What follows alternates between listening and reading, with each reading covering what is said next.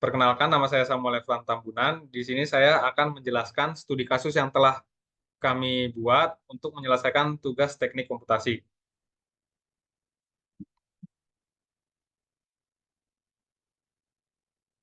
Studi kasus yang kami buat pada kali ini adalah tentang rangkaian listrik. Di sini saya menggunakan baterai sebesar 5 volt dan arus yang dilewati pada rangkaian ini sebesar 2,38 miliampere. Pada rangkaian ini, saya menggunakan 3 resistor dan 1 potensiometer yang dirangkai secara paralel dan seri. Nilai resistornya sebesar 970, 210, 210. Dan potensiometer ini yang mau kita cari menggunakan rumus V sama dengan I kali R. Pertama-tama saya mencari R pengganti pada paralelnya.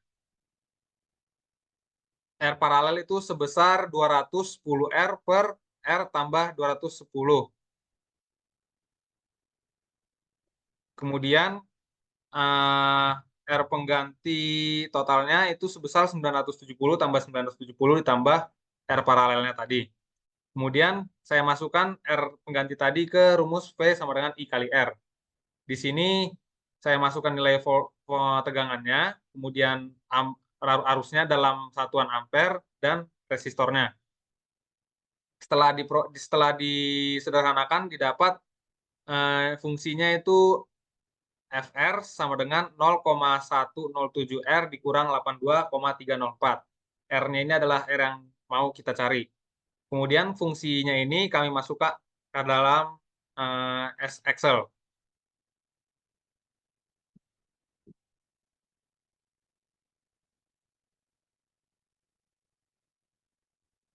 Di sini saya menggunakan metode pertama, saya menggunakan metode bisection.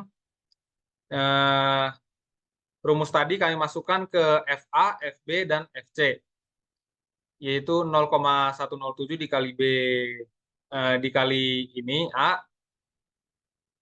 dan dikurang 84,304. FA, FB, dan FC memiliki rumus yang sama. Kemudian pada metode bisection kami mendapatkan 765,625. Kemudian pada regula Fals sama, kami menggunakan rumus yang sama pada FA, FB, dan FC-nya. Lalu kami menggunakan selang yang sama pada A dan B-nya. Kami menggunakan metode grafik untuk mencari perbedaan. Di sini kami mendapatkan metode perbedaannya pada X 750 dan 800. Di sini kami mendapatkan 769,196 ohm. Kemudian pada metode Newton-Raphson, di Fx kami menggunakan rumus yang sama, dan di metode Newton-Raphson ini menggunakan turunan dari Fx-nya. Dan turunan dari Fx-nya itu bernilai 0,107. Pada tebakan awal kami menggunakan nilai 700 karena pada bisection dan regula Fals tadi nilainya hampir mendekati 700. Lewat dari 700. Dan di Newton-Raphson kami mendapatkan nilai 769,19626. Selanjutnya kami menggunakan metode secant. Metode secant kami menggunakan rumus yang sama juga pada Fx-1 dan Fx-nya. Dan kami menggunakan nilai tebakan awal itu 0 dan 700. Pada metode ini, kami mendapatkan nilai itu sebesar 769,196.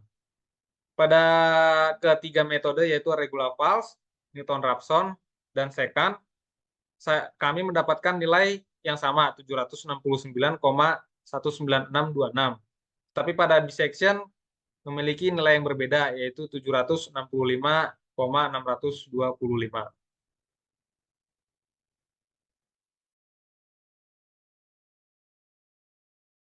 Selanjutnya, materi tentang ClO2 akan dijelaskan oleh teman saya. Oke, baik. Untuk ClO2 sendiri, di sini saya akan membahas terkait CO2, di mana CO2 sendiri kita mendapatkan datanya dari cara menghitung atau sorry. Jadi untuk studi kasus CO2 sendiri, kami melakukan percobaan untuk menghitung nilai arus yang mengalir pada resistor menggunakan multimeter dengan nilai resistor yang berbeda-beda dan nilai tegangannya yang sama atau nilai tegangannya konstan, yaitu 5 volt. Nah, data yang diambil dari nilai resistor terkecil kemudian ditambah resistor lainnya untuk data-data selanjutnya. Jadi nilai resistornya dari yang terkecil terus semakin bertambah. Seperti yang bisa dilihat di sini. Seperti yang bisa lihat di sini. Jadi buat data yang pertama, kita menggunakan resistor bernilai 253 ohm. Lanjut ke data kedua yaitu 428 ohm. Lanjut 640, 860, 1079, 1292. Dan yang dapat dari data pertama, kedua, sampai terakhirnya adalah 21,5 miliampere. Jadi buat satuannya miliampere. Terus 11,7, 7,9, 5,9, 4,6, dan 3,9 miliampere. Nah, lanjut di sini kita akan menggunakan regresi linear, regresi di mana kita bakal mencari persamaan, solusi persamaan untuk mencari nilai arus tersebut menggunakan regresi, di mana di regresi ini kita menggunakan 3 metode, yaitu regresi linear, regresi kuadratik, sama regresi kubik. Oke, buat regresi linear sendiri kita menggunakan 2 data, yaitu data pertama sama data kedua.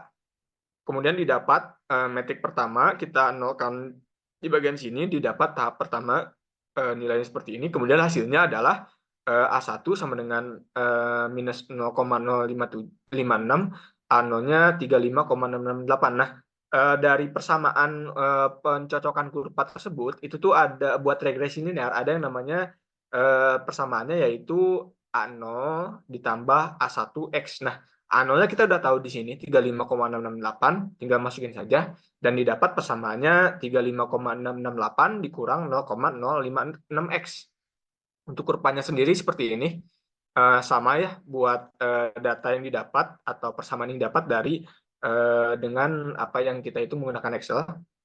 Lanjut kepada regresi kuadratik. Regresi kuadratik sebenarnya sama aja kayak regresi linear, cuma di regresi kuadratik kita menggunakan 3 data. Kemudian untuk matriksnya kita mengenalkan dari bagian sini dan sini.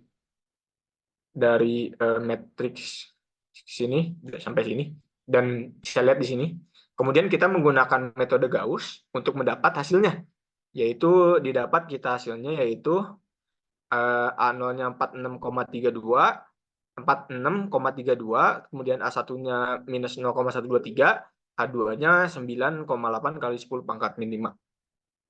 Nah, untuk persamaan regresi kuadratik sendiri itu sama aja, cuma nantinya kita bakal tambahin A2 dikali X kuadrat.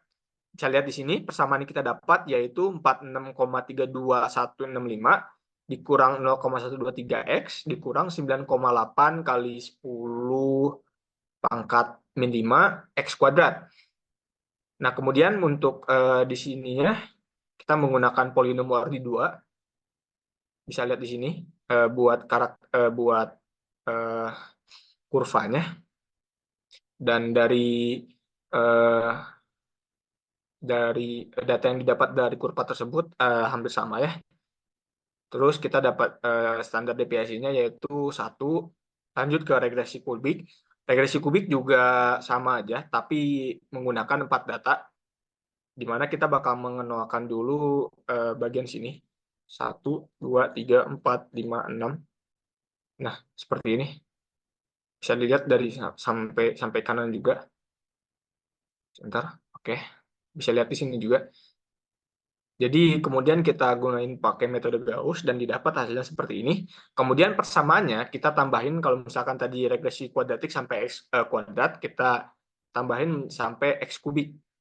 Jadi data yang didapat yaitu atau persamaan yang didapat yaitu 55,21991 dikurang 0,19287x ditambah 0,000268x pangkat 2 x kuadrat ditambah karena A3-nya 0 ya udah kita masukin aja 0. Kemudian dari data yang didapat, jadi bisa dilihat dari data yang didapat itu kita di A0-nya ya, dari A0-nya itu tuh sangat-sangat berbeda ya antara regresi linear, regresi kubik, regresi kuadratik.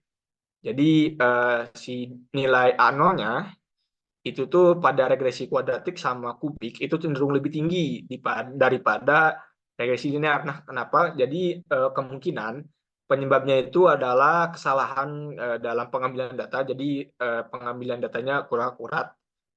Jadi mungkin seperti itu. Nah, kemudian eh, kita bakal menggunakan software MATLAB ya untuk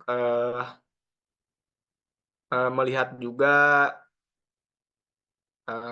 bagaimana variabelnya. Di sini bisa dilihat masukkan banyak bilangan. Nah, dari data yang kita dapat, kemudian kita masukin untuk melihat regresi linear, didapat hasilnya sama seperti yang ada di Excel ya, dan ininya juga sama buat grafiknya. Jadi kita menggunakan software MATLAB untuk melihat atau mengkode regresi linear tersebut. Nah, kemudian mungkin segitu saja dari saya. Mungkin dari kami juga seperti itu saja untuk tugas yang kita dapat dari mata kuliah teknik komputasi.